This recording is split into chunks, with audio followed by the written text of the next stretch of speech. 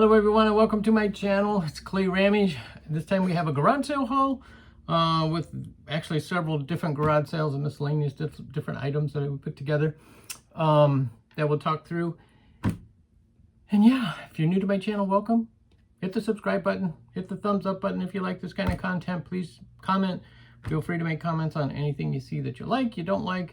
Brings back memories. Oh yeah, my grandma used to have one of those. My mom used to have one of those. Those types of things. Love those kind of comments. Or, hey, you called that a that, and it's really a that. That's okay too, because I need to learn as well. And you guys teach me a lot. So I greatly appreciate that. So let's just hop into this. And yes, I'm wearing the same shirt that I had in my Goodwill bins haul because I'm filming it on the same day. Because again, we're going out of town, so I'm trying to upload videos ahead of time, get them scheduled so that they'll continue to pop up on Tuesdays, Saturdays, Thursdays, and then I have filmed all of the Sunday jewelry craft hauls ahead of time as well. So yeah, we won't miss a beat, and I won't have to stress over trying to get them filmed while we're out of town. So see, I'm trying to plan ahead of time. And also I wanted to say, some of you may notice how crazy my office is getting full of stuff, and you can't even see but a small portion of it. But I did just sign a lease on an office space that I'm going to be moving into in the middle of June, and I will be starting to do all of my eBay sales and actually my YouTube video filming and all of that from my new office space, because live in a condo, we have very limited space, which is basically my office. And it also serves as our guest rooms if people come to stay with us. Well, right now, if anybody came, I've been fortunate last year because of COVID, we haven't had people come stay with us. But if they did right now, I don't know how we would clear out the room well enough for them to stay here. So anyway, so that problem is going away very quickly. So I'm excited about that because I'm going to be able to expand my eBay sales, the amount of stuff I sell on eBay, the types of stuff I sell on eBay, because I'll have a lot more room. And again, you know, so that's very exciting. I'm very excited about that. I'm excited to get, you know, this room back to just being a nice guest room. You know, I can have a small desk here and do stuff that I need to at home, and, you know, leave work at work. So, if you will, my work, my kind of work. But anyway, so I just want to kind of give you an announcement on that. That'll be upcoming, and I hope to be able to film and document that whole process as well. So that'll be fun. Okay, so you can see the new space and how I'm utilizing it, how I get it set up, and all that. So, so we went to several garage sales, you know, just as we're driving around doing other things, and we stopped and picked stuff up. I picked up this little tiny creamer. I think he's kind of a court jester kind of guy, because he's, it's hard to tell, but he's a little, what you'd call a Toby mug creamer. Paid $1 for him. I thought I'll risk $1 for him. Now, I haven't been able to find one similar to him. You know, you can always find all sorts of different characters, but not one like him. So I was cool with that. So I stopped at this other garage sale and picked up a number of things from our neighborhood sale. And then a couple days later, I'm like, I'm missing a bag because I know I bought some stuff and I can't find it. Where is it? Well, we found the bag in the car still. It got mixed up because we put the stuff inside of a backpack that we picked up to make a backpack that we hand out to the homeless. And I just thought it was part of the homeless backpacks that we already had made up. So anyway, found it. One of the things I picked up though is this beautiful vase, beautiful red tulip vase, I would say. This is tulip, so it's got this bluebird on there. They look like very much like tulips to me. It's marked made in Japan on the bottom, and if you're wondering why I'm holding it like I'm holding it, it's because when I pulled it out of the backpack, it was completely broke. Now the amazing thing is, it fits back together so well that you can't even see a crack. So that's amazing. So I just have to get that glued. And I bought it for personal use, not to resell, because I have a plant that needs to be replanted. So I thought this would be a perfect one. So that's what I got that for. So I don't mind that it got broken, that I need to do some gluing to fix that. So the same sale, I picked up, there were 2 watches in a baggie for $1. And as some of you know, I pick up, you know, non-working watches when I can get them really cheap, and I put them in a big lot and sell them. But I always want to get them for less than $1, because I usually, you know, like if I can get them for 25 or 30, 50 cents, that's the ideal. Or if I can buy them at the bins, you know, by the weight, because then I'm only paying like 25 cents a watch. Because I price them about $1 to $1.50 per watch, unless they're, you know, special watches, but those I put in a separate lot anyway. So I picked those up for $1, 2 of those. Oh, and at the same sale, found this little tin box. I don't even know why we got this, but somehow we got this little wooden box, Christmas box. That's cute. And then he was a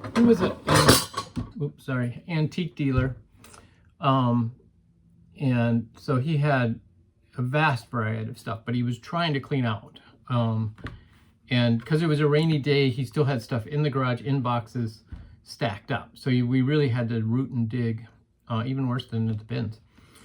So we were rooting and digging for quite a while, and didn't find anything spectacular. And a few things that he had that was really nice. He was pretty high in price, understandably so, because they were worth it. So, but he had a box of linens, and he says, oh yeah, that was my wife's, my late wife. His wife has passed away. And so he said, anything in there, 50 cents. So I said, okay. So I saw this, it was folded up like this, and I saw the edge of it, and I thought, oh, that's a very nice vintage, you know, coloring and style to a tablecloth. So I partly unfolded it, didn't even really look at the graphics other than just the colors, and said, oh, that's, you know, mid-century type. Well, then I got home, in fact, it was yesterday, after I found the bag and brought it home and pulled it out, I pulled it out and I undid it, and I was like, noticed in the corner it said 1939. Like 39, that's a little older than I was expecting it to be. And then I saw that it said like this, Pageant of the Pacific. And then on this side, it says International Exposition. And then on the sides, this one says World's Fair. And on this side, it says Golden Gate. And I was like, oh, so this is from the 1939 World's Fair. So it's a tablecloth, it's a small tablecloth from the 1939 World's Fair. And I was like, oh, well, that's kind of cool. I had no clue what it was. I was like, oh, fun.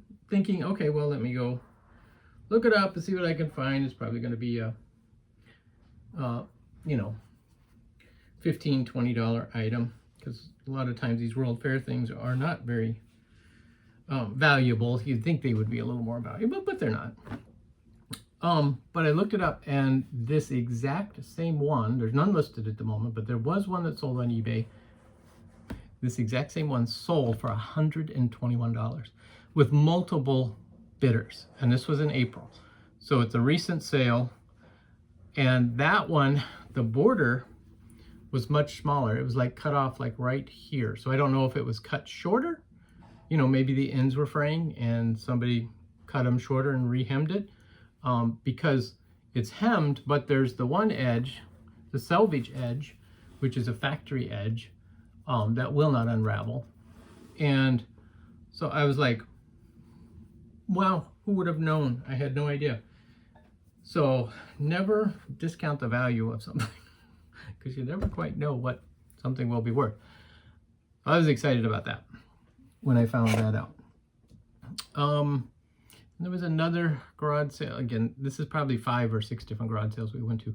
But I saw this cake plate. But again, one of the things I look for is always the base. And this happened to have a silver base. I wouldn't normally buy a glass cake plate. But I was like, oh, that's cool. And I flipped it over, and the first thing I saw that was the word sterling on it. And she had $3 as a price on it. I said, mine, just because it's a sterling base. But then she goes, oh, you know what you can do with that base, right? And I was like, do with the base? What are you talking about? She said, you can unscrew it and it becomes a candlestick. What? That's awesome. So yeah. And it's got the little, and then you see on the glass, It's threaded to go on there. I was like, now that is genius, because how many times do you use a cake plate, or how many times do you need to store it? Or, like if I sell it on eBay, this is much better to ship it, right? But I was like, that is awesome. It's the first time I've seen that. It may be more common than I think, but that's the first time I saw it. Now the base is a little dinged up, but again, I bought it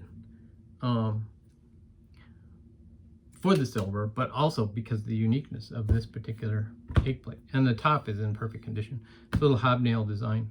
So, sweet! What we don't learn. And then at that same sale, she had these brass outlet and switch plate covers. So there's one single, the double, and 2 outlet covers. And these are heavy brass. They're 50 cents for the small ones and $1 for this big one. So for $2.50 I got all of these. These sell really well. I've sold them at the Pink Elephant. I sell them on eBay. I prefer the Pink Elephant just because they're heavy. But I don't, as long as they sell, I'm not concerned about necessarily where. So yeah, so I think for these, because they're such nice ones, I'll clean them up. They're a little dirty, but I think I'll ask probably $15 for the 4 plates. Or I might price them individually at like $2.50 for the small, and you know, maybe $7.50 for the big one. I don't know.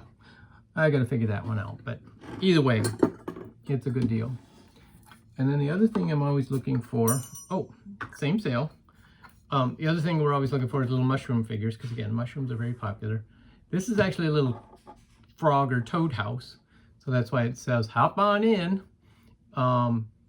And it's from 2008, so it's not an old piece, but I just thought it was really cute. It should do well down at the Pink Elephant. It was $3. I will put a price on it of probably, you know, $14.95. And hopefully sell that fairly quickly, so I need to get it down there right away, because people are thinking of outdoors decorating their garden, right? And then Cindy found this little bell, same garage sale, and I thought, oh, it's so funny, it's got a bell on a bell. But inside is marked 925 silver, made in Mexico. So this is a sterling silver bell for 50 cents. So we got a few sterling silver pieces at this, different garage sales. And then we picked this up. This is a vintage record case. I paid $4 for it, because it's for 78 records. And I actually have a lot of my grandfather's 78 records that I brought home from my mom's place. And I just have them in a cardboard box right now. And I thought, oh, this would be so much better to store them in. They'll be more secure and easier to carry with the handle. So that's what I did, was bought this. And somebody at one point had 51 records, and they filled out the label for each and every one of them, which was pretty cool. So anyway, so that was a good find. And then last but not least, in my efforts to continually improve our channel, I picked up this. We went to this one garage sale, and it was there are a lot of kids' toys and stuff. And so I walk into the back of the garage where the guy was sitting waiting to check people out, and he had a table, a couple tables, and a shelving unit full of electronic stuff. I'm looking at it going, what is this stuff? And so I made the comment, I'm like, boy, I feel old because I'm looking at this and I don't even know what half of it is or how you would use it. He goes, oh, if you've got questions, let me know. He was all excited, and, you know, if you're looking for anything specific, blah, blah, blah, blah, blah. So then I was like, do you have any microphones? Because I wanted an external mic for my music channel that I'm starting, which I have all set up. And hopefully this week I get some my first video recorded and uploaded before we leave town. That's my goal. So, and I will put an announcement out there when I get that going, so you guys can watch for that. But then so I bought a microphone from him. It's a lapel mic, so I can just wear it right on my shirt. And then I bought this from him, which is a spy camera. He said it works great, and it is rated really well. I paid $15 for it. It normally sells for $150. And he said he used it up in the caves in northern Minnesota. And he said it picked up, you know, with the dim lighting, it still worked really well. So I was like, okay, I'll give it a try. So it's this little tiny camera I can just clip right on my shirt or lapel or anything. Pretty inconspicuous. And then I can hopefully do shop along with me's using this a little better, because trying to hold because I record all of my videos on my phone, trying to hold the phone and shop, you know, like I've said before, it's just a hard time for my brain to do. So this will help me have both my hands free, do it, and not even have to think about the filming part, just let this do the thing. Now the big thing is going to be figuring out the angle of it, and if you guys can see what's being filmed or not, but we'll work on that. So I'm gonna take this with me on the on our trip, and we'll practice using it there and see what we come up with. And the other great thing about modern times is, even though what's really funny, I thought was funny, it doesn't have a name on it, but I went out and I did some searching on the internet, found this exact model. That's how I know how much it original costs, and I found the manual for it. So now I know how to use it as well, because otherwise I'd be like clueless on how to turn it on and different modes that it has, all that kind of stuff. But now I got the manual, so I know exactly how to use it, which is pretty cool. So thank you guys. Hope you enjoyed the video, and we'll catch you next time.